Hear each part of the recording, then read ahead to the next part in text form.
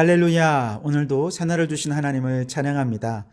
디모데전서 4장 4절에 보면 하나님 주신 모든 것이 다 선하기 때문에 감사함으로 받으면 말씀과 기도로 다 거룩하여진다 하셨습니다. 여러분, 오늘 이 하루 우리가 만나는 모든 사람들, 또 주어진 모든 일들 감사함으로 받으시기 바랍니다. 말씀과 기도로 거룩한 이 하루를 살아가시기를 간절히 바랍니다. 우리에게 주시는 하나님 말씀은 요한계시록 13장 1절에서 18절까지 말씀입니다. 봉독해 드립니다. 내가 보니 바다에서 한 짐승이 나오는데 뿔이 열이요 머리가 일곱이라. 그 뿔에는 10왕관이 있고 그 머리들에는 신성 모독하는 이름들이 있더라. 내가 본 짐승은 표범과 비슷하고 그 발은 곰의 발 같고 그 입은 사자의 입 같은데 용이 자기의 능력과 보좌와 큰 권세를 그에게 주었더라.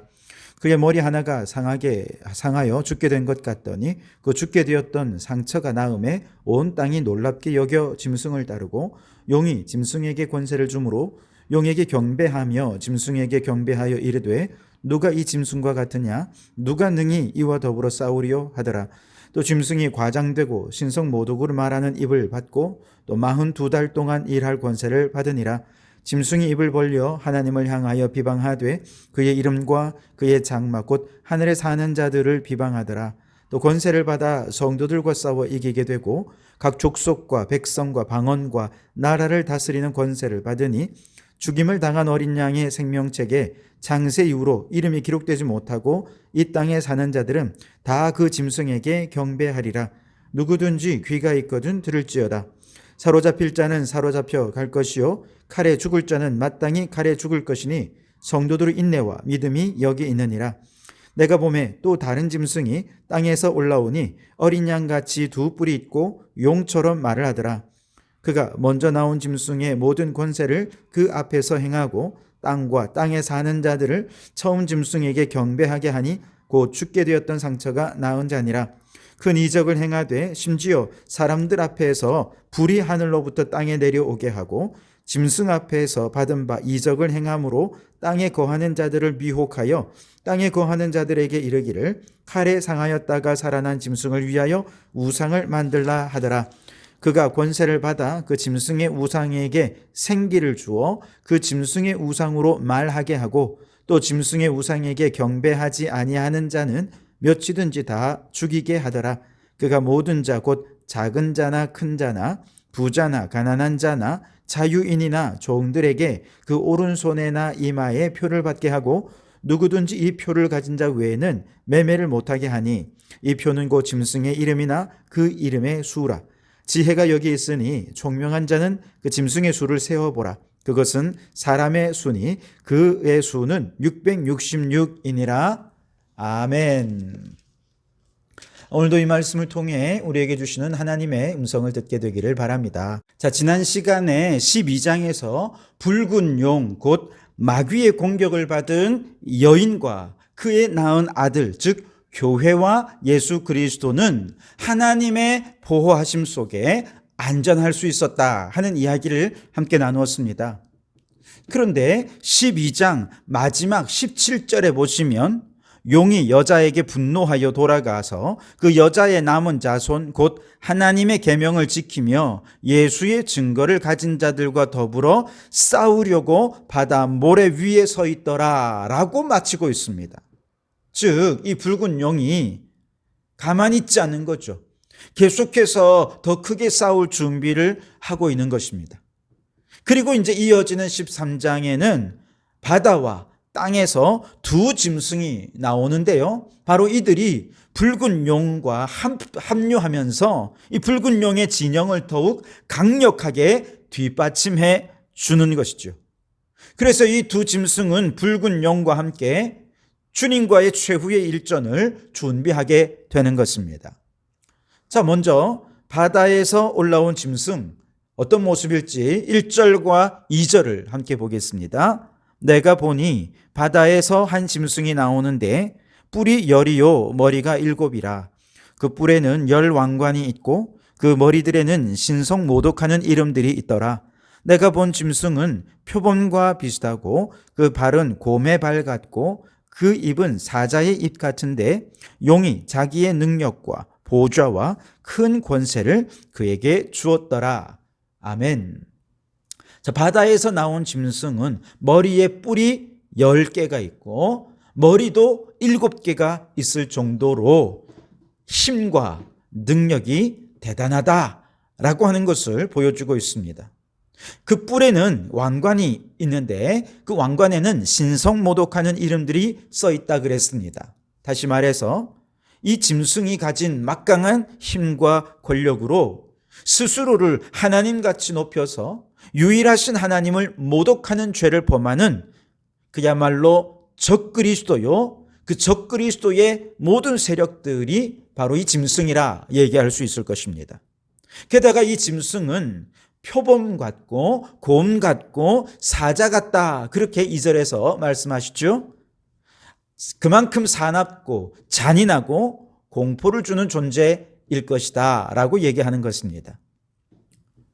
그런데 3절 4절에 보니까 이 짐승의 머리 중에 하나가 상해서 죽었다가 다시 상처가 나았다 그랬어요. 그랬더니 세상 사람들이 그 짐승을 보면서 와, 죽었다가 살아났어 그러면서 막 짐승을 따르고 그 짐승을 경배하더라, 그렇게 얘기하고 있습니다. 여러분, 누구 닮아 있습니까? 예수님 닮아 있지 않습니까? 예수님의 십자가에서 죽으시고 다시 부활하신 것을 이 지금 짐승이 적그리스도가 모방하고 있습니다. 예수님을 흉내내면서 사람들의 지지를 받고 사람들로부터 경배를 받고 있는 것이죠. 그러면서 궁극적으로 그가 하는 일은 뭐냐? 6절에 보니까 하나님을 비방했다 그랬습니다. 뿐만 아니라 예수님을 믿고 천국 가서 영원토록 하나님을 찬양하는 믿음의 선조들을 비방한다 그랬습니다. 게다가 7절에 보면 이제는 땅에 내려와 가지고 땅에 있는 성도들과 싸워서 승리했다 그랬습니다. 게다가 온 세상의 나라와 백성들 위에 군림해서 세상을 다스리고 지배하게 될 것이다, 그렇게 얘기하죠.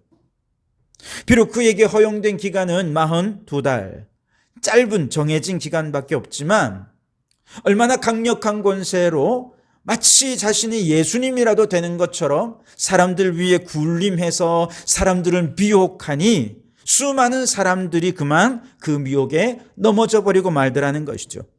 8절에 보시면 죽임을 당한 어린 양의 생명책에 장세 이후로 이름이 기록되지 못하고 이 땅에 사는 자들은 다 그 짐승에게 경배하리라. 너무 쉽게 미혹될 수밖에 없는 바로 그런 모습이라는 것입니다. 그리고 11절에 보면 이번에는 땅에서 두 번째 짐승이 올라옵니다. 내가 봄에 또 다른 짐승이 땅에서 올라오니 어린 양같이 두 뿔이 있고 용처럼 말을 하더라. 두 번째 짐승도 어린 양 예수님을 닮아 있으나 용처럼 말을 하는 아주 악한 존재가 두 번째 짐승입니다. 이 두 번째 짐승의 가장 큰 특징은 이적을 행하는 것입니다. 그래서 불이 하늘에서 땅에 내리게 하는 이적을 베풀고 사람들 앞에서 많은 이적을 베풀자 사람들이 그를 바라보면서 또한 마음이 흔들려 그 이적 앞에서 사람들이 막 그를 따라오고 그를 경배하게 되더라는 것이죠. 이렇게 미혹된 사람들을 결국 그는 어디로 이끌게 되느냐? 14절 중반절에 보시면 땅에 거하는 자들에게 이르기를 칼에 상하였다가 살아난 짐승을 위하여 우상을 만들라 하더라. 자, 이 사람들, 미혹된 사람들에게 결국은 우상 숭배로 이끌어 가게 된다는 것이죠. 15절에도 그가 권세를 받아 그 짐승의 우상에게 생기를 주어 그 짐승의 우상으로 말하게 하고 또 짐승의 우상에게 경배하지 아니하는 자는 몇이든지 다 죽이게 하더라. 끔찍하죠. 처음에는 우상 숭배만 하도록 미혹하더니 나중에는 우상 숭배를 하지 않으면 다 죽여버릴 정도로 공포와 또 아주 끔찍한 모습으로 사람들을 학대하더라는 것이죠. 사도 요한이 살던 시대가 바로 이런 시대가 아니었습니까? 황제 숭배를 거부하는 자들은 다 죽여 순교자가 얼마나 많이 나왔는지 모릅니다. 그러나 순교하지 않는 사람들은 계속해서 갈등 가운데 있게 되고 어쩔 수 없이 황제 숭배를 하는 자들 너무너무 많게 된다는 것이죠. 그리고 이제 이어서 그 유명한 666 표가 등장하죠.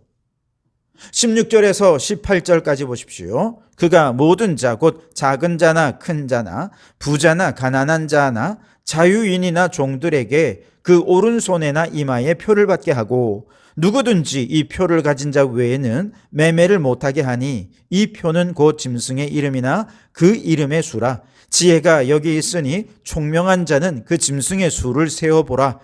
그것은 사람의 수니 그의 수는 666이니라. 아멘.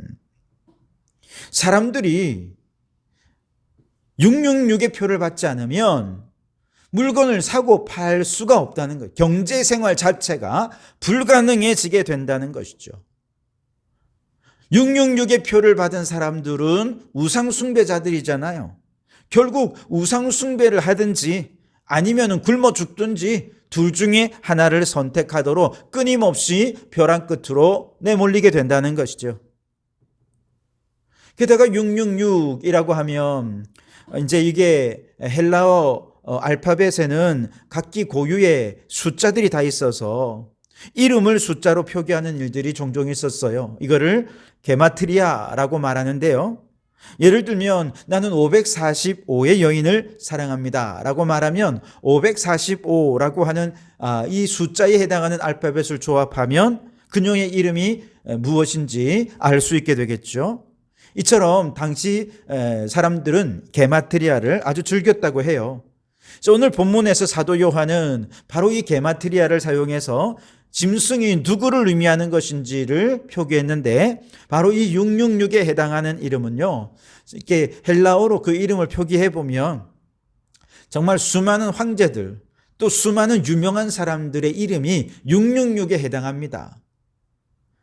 그런데 가장 널리 알려져 있고 인정받는 666에 해당하는 이름은 로마 황제 네로라고 사람들은 말합니다. 요한 당시 네로는 이미 숨진 상태였습니다. 그런데 그 당시에 어떤 일이 있었냐면 네로가 부활했대라고 하는 소문이 떠돌아요.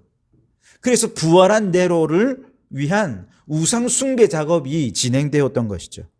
그런 상황에서 사도 요한은 이러한 우상 숭배에 미혹되지 않도록 성도들을 교훈하면서도 또 황제 이름을 직접 거론하기가 어렵기 때문에 666이라는 게마트리아 방법을 사용한 것이다. 사람들은 그렇게 얘기를 하죠.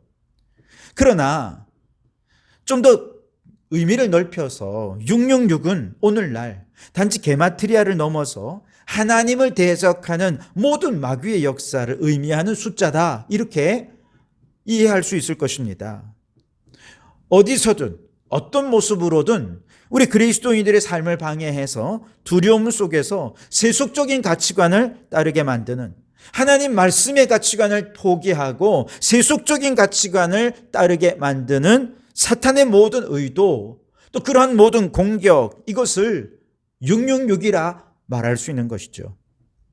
뿐만 아니라 사람들로 하여금 적그리스도를 경배하게 하고 이단을 따르게 하고 하나님께 집중하지 못하게 만들고 하나님만으로 만족하지 못하게 하고 하나님을 예배하지 못하게 만드는 모든 요소가 666이다 이렇게 말할 수 있습니다. 무엇보다 온갖 세상의 논리를 동원해서 성도들로 하여금 물질의 노예, 명예, 권세의 노예로 살아가게 하는 모든 마귀의 시도를 우리는 666이라 그렇게 얘기할 수 있을 것입니다. 그러니 여러분, 우리 성도들을 미혹해서 마귀의 노예로 만드는 모든 마귀의 시도인 666의 표를 받지 않도록 늘 깨어있기 바랍니다. 앞서 말씀드린 것처럼 성령의 인을 받은 사람들은 하나님의 친히 지키시고 보호해 주실 것입니다. 그러니 우리는 마귀의 표 666을 받는 것이 아니라 세속화되고 타락화되는 것 아니라 물질과 마귀의 노예가 되는 것 아니라 성령의 인을 받아 하나님의 자녀가 되고 거룩한 하나님의 자녀로서 하나님이 지키시고 보호하시는 그 보호하심 속에 안전하게 살아가는 성도들이 되어야 할 줄 믿습니다. 우리 성도들은 비록 이 세상에 살아가지만 세상에 속한 자가 아니지 않습니까? 세상의 논리가 아니라 우리는 오직 복음의 논리로, 오직 은혜와 믿음의 논리로 살아야 하는 것입니다. 그러니 여러분, 우리 짐승의 표를 받지 않기 위해 세상의 논리에 타협하지 말고 복음과 은혜의 논리로 살기 위해, 오직 믿음으로 살기 위해 우리는 끊임없이 벼랑 끝에 서는 훈련을 해야 할 줄 믿습니다. 다니엘 기도회 11월 9일 강사이신 마라나타 선교사님은 선교사역 처음부터 믿음의 논리로 살다 보니 단 한 번도 물질이 넉넉해 본 적이 없습니다. 그렇다고 또 하나님께 기도하고 이루지 못한 일도 없어요. 하나님 기도하며 의지할 때 하나님은 모든 것들을 채워주시는 것도 경험했습니다. 잠깐 회사 생활을 하면서 억대의 거액 연봉을 받은 적도 있지만 오히려 세상의 논리를 따라 사명에 게으르고 나태해질 것 같은 영적 위기감이 들자 과감히 회사를 포기하고 다시 그는 벼랑 끝에 서기로 결단했고, 지금은 시리아 난민 어린이와 청소년들 400여 명을 위한 복음 사역을 힘차게 또 즐겁게 행복하게 감당하고 계시다라고 간증했습니다. 여러분, 666의 논리는 우리를 이 세상의 문화의 평안과 안락함에 주저앉게 만듭니다. 영적으로 넓은 길, 편안한 길을 걷게 만드는 것이죠. 그러나 666의 표를 받지 않으려면 우리는 늘 벼랑 끝에 서는 자가 되어야 됩니다.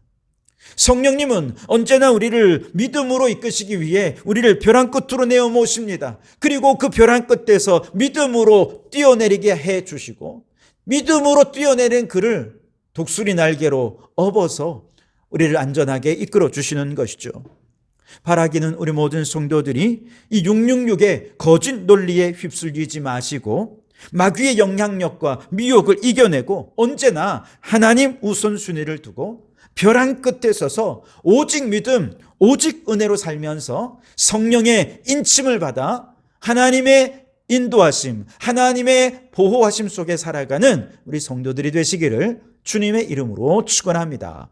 기도합니다. 하나님, 붉은 용 사단 마귀에게는 땅과 바다에서 올라온 두 짐승이 세력을 규합하여 성도들을 미혹하고 그 오른손과 이마에 666의 인을 치기 위해 할 수 있는 모든 방법과 수단을 총동원해 공격해 올 것을 말씀해 주셨습니다. 주님, 저들의 미혹과 영적 공격을 깨닫는 영적 예민함을 허락해 주시고 어린 양의 생명책에 이름이 기록된 성도답게 미혹당하지 않게 도와주시옵소서. 세상이 주는 거짓 두려움과 거짓 혜택에 미혹되어 짐승의 표를 받는 어리석음을 범하지 않게 하시고 늘 벼랑 끝에 서서 오직 믿음, 오직 은혜로 살아가며 좁은 문, 좁은 길, 구원의 길을 가는 성령의 인침받고 하나님의 보호하심 속에 살아가는 저희들 되게 해 주시옵소서. 예수님 이름으로 기도하옵나이다. 아멘.